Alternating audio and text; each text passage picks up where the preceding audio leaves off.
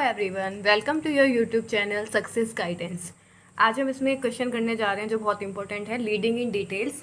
जैसे आप देख रहे होंगे तो लीडिंग इन डिटेल्स जो है क्वेश्चन पूछा गया है। ये एक मैनेजमेंट का पार्ट है। मैनेजमेंट की वीडियो मैंने पहले डाल दी है, उसमें 4 स्टेप होते हैं, POLE। तो उसमें से L वाला जो पार्ट है लीडिंग, उसको डिटेल में पूछा गया है। तो आप उसको डिटेल में कैसे एक्सप्लेन करेंगे, मैं सिर्फ उसके पॉइंट्स दूंगी, क्योंकि अंदर आप उसके पॉइंट्स के डिटेल जो आप उसको एक्सप्लेन करेंगे आप खुद लिख सकते हैं। थोड़ा थोड़ा मैं आपको बताती चलूँगी, कितने पेजेस भर जाएंगे, आपका क्वेश्चन पूरा कंप्लीट हो जाएगा 5 से 6 पेजेस में। ठीक है, तो लीडिंग पॉइंट्स आपको प्रीवियस वीडियो से लेने हैं, जो आपको मैंने अभी प्रीवियस वीडियो कराई है, मैं आपको दिखा देती हूँ। ये आपके लीडिंग के पॉइंट्स हैं, आप जाके दूसरी वीडियो में समझ सकते हैं कि लीडिंग के पॉइंट्स क्या थे। अब मैं आपको कराने जा रही हूँ कि leading is totally depends on motivation.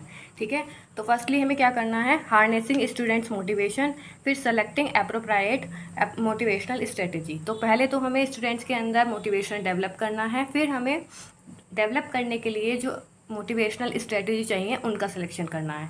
ठीक है, तो डेवलप फर्स्ट पॉइंट, हमारा मेन पॉइंट क्या होना चाहिए कि हमें स्टूडेंट्स में मोटिवेशन डेवलप करना है। तो मीनिंग ऑफ मोटिवेशन क्या होता है, तो मीनिंग ऑफ मोटिवेशन में आप देखो, अगर कोई पोएट है, उसके पास वो जाके एक बीच पे बैठा है, ठीक है, वहाँ पे हवा भी है, एयर भी है, पानी भी चल रहा है, सब कुछ, सारा एनवायरनमेंट बहुत अच्छा है, लेकिन उसको लिखने के लिए थॉट्स नहीं आ रहे हैं क्योंकि उसका अंदर से मन नहीं है। तो जो हमारा अंदर से मन होता है, या फिर जिसमें हम कुछ अपने आप को लिखने के लिए प्रेरित करते हैं, तो वो क्या होता है, हमारा एक मोटिवेशन होता है। ये मोटिवेशन जो है वो इंट्रिंसिक भी हो सकता है, एक्सट्रिंसिक भी हो सकता है।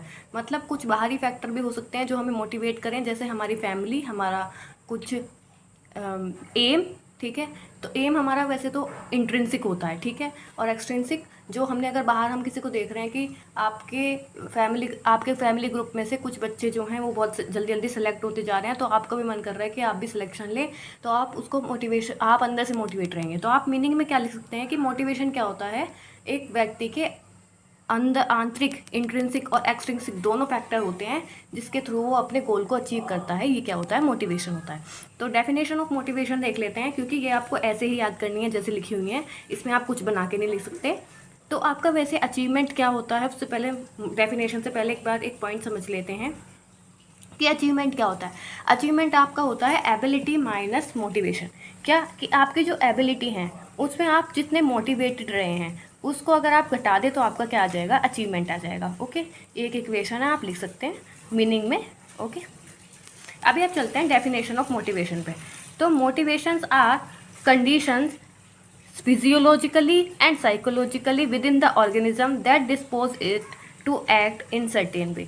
वही बात है जो मीनिंग में है, मीनिंग में आप डेफिनेशन भी डाल सकते हैं कि मोटिवेशन वो कंडीशन होती है जिसमें हम फिजियोलॉजिकली और साइकोलॉजिकली एक्टिव रहें कि हमें कोई एक्ट करना है, ठीक है, in a certain way. According to Woodworth, आप क्या है, motivation is a state of individual which Woodworth के अकॉर्डिंग मोटिवेशन क्या है कि एक स्टेट ऑफ इंडिविजुअल है कि वो कैसे अपने बिहेवियर को और अपने गोल को अचीव करने के लिए क्या क्या बिहेव करता है। ठीक है, उसके बिहेवियर है, सर्टेन बिहेवियर्स हैं। ठीक है, अभी आता है थॉमसन ने क्या कहा था, motivation is a art of simulating interest in the people where there is no such interest. ये एक ऐसी आर्ट है जिसमें पीपल को इंटरेस्ट डेवलप करा जाता है अगर उनके अंदर इंटरेस्ट नहीं है तो। ठीक है, जैसे स्टूडेंट्स को हम पढ़ाने के लिए इंटरेस्ट डेवलप करते हैं, अब क्योंकि वो पहले से प्रेरित नहीं होते पढ़ने के लिए, तो जो हम करते हैं टीचर्स, उसको क्या कहते हैं, मोटिवेशन कहते हैं। अब आता है difference between need, drive, incentive and motive. तो इसमें अभी आपका ऊपर से यहाँ से यहाँ तक आपका अभी एक पेज कंप्लीट हो जाएगा। ये हार्नेसिंग लीडिंग पॉइंट्स लिख दिया आपने, आधे पेज में तो आपके लीडिंग पॉइंट्स आ जाएंगे। फिर हार्नेसिंग स्टूडेंट मोटिवेशन और सेलेक्टिंग एप्रोप्रिएट मोटिवेशनल स्ट्रेटेजी। फिर आप मीनिंग स्टार्ट करेंगे तो कम से कम आधा पेज आपका इसका भर जाएगा, मीनिंग ऑफ मोटिवेशन का, क्योंकि आप ऐसे ही लिखेंगे बाय एग्जाम्पल्स के थ्रू कि कोई पोएट है, वो सैड है और उसको एनवायरनमेंट सब कुछ मिल रहा है, लेकिन वो लिखने के लिए तैयार नहीं है क्योंकि उसका मन नहीं है।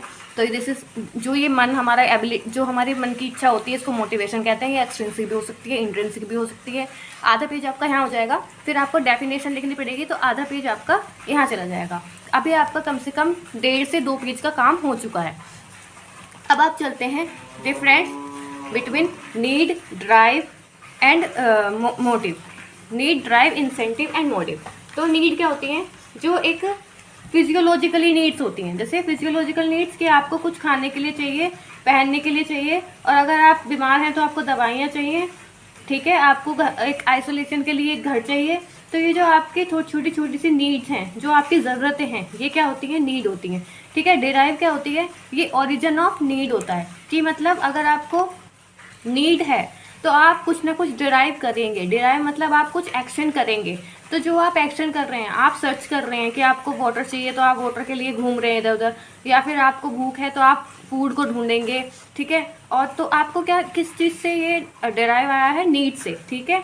अब ये आता है आपका इंसेंटिव। इंसेंटिव क्या होता है कि जो आपको ऑप्शंस मिले हैं, जैसे आपको वाटर मिल रहा था, वाटर की नीड है, तो आपको एक ड्राइव हुई कि आप वाटर ढूंढें, लेकिन वाटर के सब्स्टिट्यूशन में आपको ड्रिंक्स वगैरह, कोल्ड ड्रिंक और अदर थिंग्स मिल रही हैं।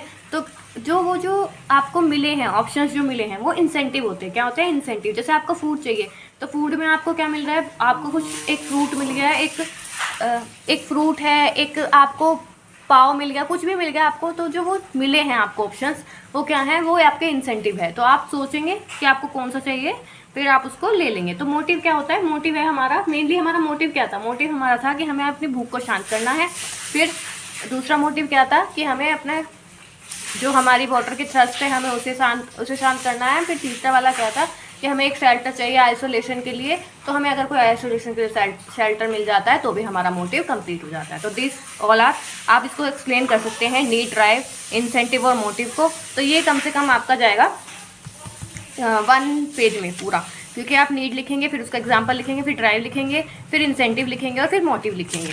अभी आपके चलते हैं Maslow hierarchy of human needs.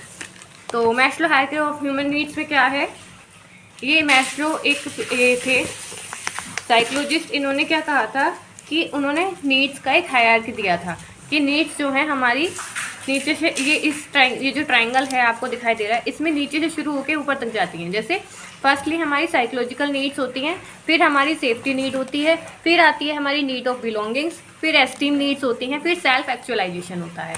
तो सेफ्टी नीड्स में आपका क्या क्या, फिजियोलॉजिकल नीड्स में आपका क्या क्या आता है, क्योंकि first point is physiological needs. तो फिजियोलॉजिकल नीड्स में आपकी क्या क्या नीड्स होती हैं, जैसे आपको एयर चाहिए, वाटर चाहिए, फूड चाहिए, बहुत छोटी छोटी जो हमारी नीड होती है, बेसिक नीड जो होती हैं हमारी, उनको क्या कहते हैं, फिजियोलॉजिकल नीड्स कहते हैं। फिर आता है सेफ्टी नीड्स। सेफ्टी नीड्स में आपको क्या चाहिए, आइसोलेशन चाहिए, शेल्टर चाहिए, होम चाहिए। तो ये क्या आती हैं, आपकी शेल्टर नीड्स आती हैं कि आपको रहने के लिए एक अच्छा सा घर मिले जिसमें सेफ्टी हो और आप जो है सेफ रह सकें। तो क्या है, आपकी सेफ्टी नीड्स हैं, ठीक है। फिर आता है needs of belonging. Third one में जब हमें ये दोनों चीज़ें मिल जाती हैं, हमारी फिजियोलॉजिकल नीड्स भी पूरी हो गई, हमारी सेफ्टी नीड्स, एस्टीम नीड्स।